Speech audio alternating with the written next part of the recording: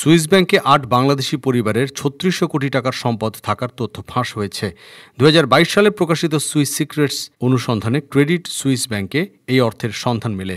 Swiss secrets নামে বহুল পরিচিত অনুসন্ধানী প্রতিবেদনের সঙ্গে যুক্ত Organized Crime and Corruption Reporting Project হতে প্রাপ্ত তথ্যে বাংলাদেশ অংশের নথি পর্যালোচনা করে ব্যাংকটিতে এ তথ্য পাওয়া গেছে।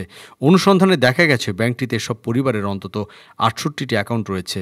এই ব্যাংক হিসাবগুলোতে $২৬১.৯ মিলিয়ন সুইস ফ্রা বিভিন্ন সময় গচ্ছিত ছিল। এই বিপুল পরিমাণ টাকা জমা রাখা ব্যক্তিদের মধ্যে প্রথম সারিতে রয়েছে সামদানি পরিবারের নাম। এই পরিবারের সদস্য রাজীব সামদানি সহ তাদের কোম্পানি গোল্ডেন হারভেস্টের পরিচালক মাহিয়াস সামাদ চৌধুরী সুইস ব্যাংকে ১,০০০ কোটির বেশি টাকা গচ্ছিত রেখেছেন।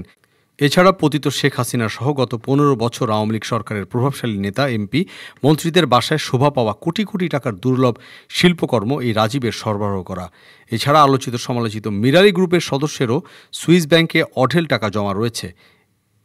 এরপর রহিমা ফুড কর্পোরেশনের আব্দুর রউফ চৌধুরীর পরিবার, সানমার প্রপার্টিজের মালিক মাসুক হক, এছাড়া অন্যান্য আওয়ামীপন্থী কয়েকটি প্রভাবশালী পরিবারের বিপুল পরিমাণ অর্থের হিসাবও পাওয়া গেছে বলে জানা গেছে।